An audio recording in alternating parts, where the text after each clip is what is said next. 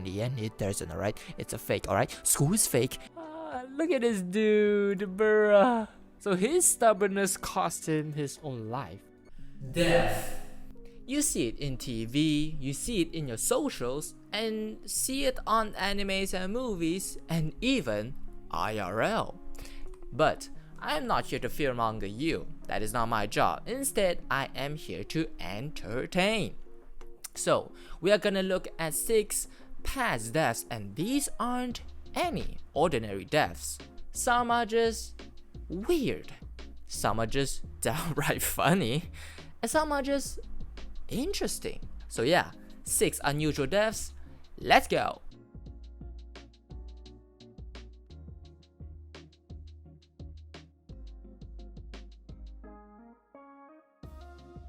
The French raid chat. France raid chat? A tailor and inventor leaped from the Eiffel Tower and fell to his death wearing a parachute made from cloth. Aha, his own invention. He was asked by France and authorities to use a dummy for the feat, but declined, saying, "I intend to prove the worth of my invention." Raychat is known as the Flying Tailor. Look at this dude, bruh. Ay, ay, ay. This guy. Wow. He was asked by friends and authorities to use a dummy for the feat. So his stubbornness cost him his own life. And on top of the Eiffel Tower back then, huh? We are gathered here today to honor the death of Franz Raychat, a noble scientist willing to sacrifice his life to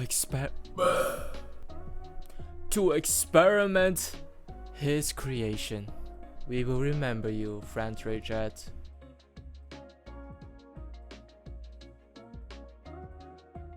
So, Vatel was responsible for a banquet for 2,000 people hosted in honor of King Louis something at Chateau de Chantilly, where he died. According to a letter by Madame de Sévigné, Vatel was so distraught about the lateness of the seafood delivery and about other misshapes that he committed suicide.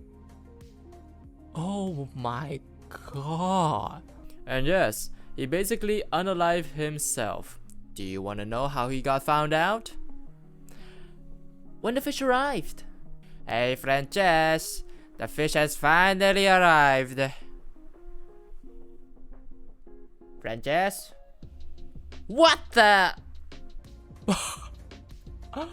Dude.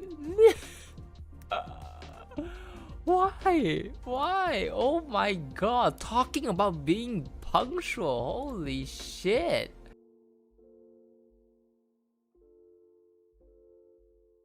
On 17 October 1814 at Milk Coast's Horseshoe Brewery, a 22-foot tall 6.7 meter wooden vat of fermenting porter burst. What's porter? Ah, it's beer. Okay. Burst, causing chain reactions and destroyed several large beer barrels. The beer subsequently flooded a nearby slum and killed 8 people. What? Several people also subsequently died from alcohol poisoning as a result of the vaporized liquor. And you may think, how does it all happen? And is it really big enough to cause an actual flood? So 128,000 and 323,000 imperial gallons of beer. Okay, so how much is that? And let's ask Bard, how much is... Give me an example of size comparison. What? Holy shit! 3 swimming pools of beer exploded and flooded a village? This is interesting. Yeah, you'll get killed by a flood, but have you been killed by a beer flood? Now that's something like interesting.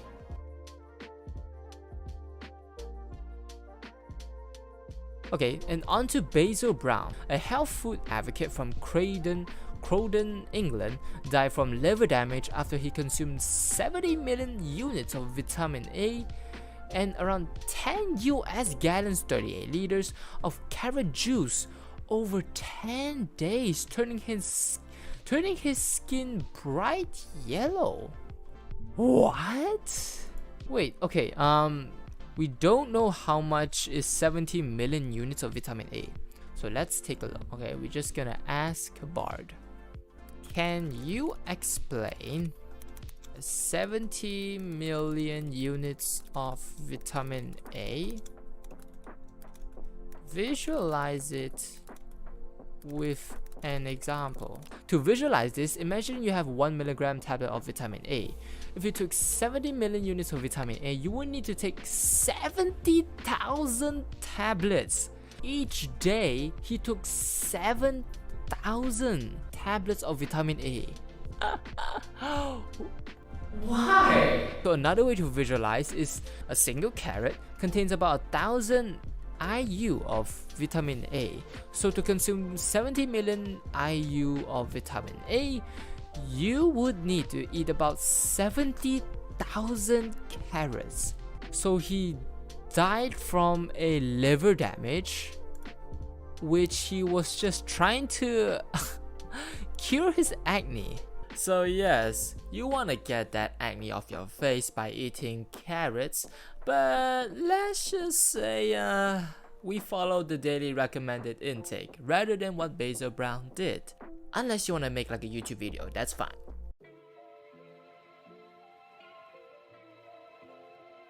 On to Clement Vallandigham, 17 June 1871. So, Vallandigham, an American politician and lawyer who was defending a man accused of murder. So how does he demonstrate the victim might have done so? By accidentally shooting himself. Yeah. I guess he didn't check if there's bullets in there. I mean, he was trying to do a demonstration. Okay, no, he didn't fail. He did succeed on demonstrating it, but at the cost of his life. Like, you know, the meme with the Bowser. That's Wario, you f***ing imbecile. But at what cost? Before we dive into number 1, do you want to join in on my videos? By subscribing to this channel, you will be notified of my YouTube live streams. 100% free! And that's a deal you don't want to miss.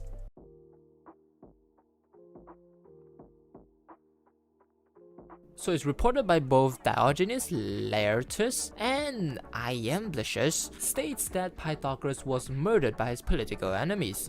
Supposedly he almost managed to outrun them, but he came to a bean field and refused to run through it as he had prohibited beans as ritually unclean. So since cutting through the field would violate his own teachings, Pythagoras simply stopped running and was killed. What? Okay, he was chased by a bunch of political enemies. So as he ran, tried to escape for his life, tried to literally survive, he goes through a bean field and refused to run through it. As he said, he had prohibited beans as ritually unclean? Oh shit, this is the beans field. Disgusting. I don't even know go into this. Is so like he was there pondering like how ritually unclean, as they say, and he got killed. So what's so unclean about beans? It's literally beans. Okay, let's see. The legend says Pythagoreans never ate beans because they contain the spirits of dead people? My math teacher told me this because it was known because a bean and an embryo are about the same size and shape. They both have 2 lobes and became the head and body. Let's see what other people have to say. Okay, the prohibition, specifically fava beans, associated with hemolytics responsive, rupturing or red blood cells in some people, called favism, and modern scholars argue that the taboo was supported by a combination of medical, mythological, and ritualistic factors they cite. Wow, so I guess we know that Pythagoras hates beans so much that it cost his life. Wow. Interesting. That's a funny one.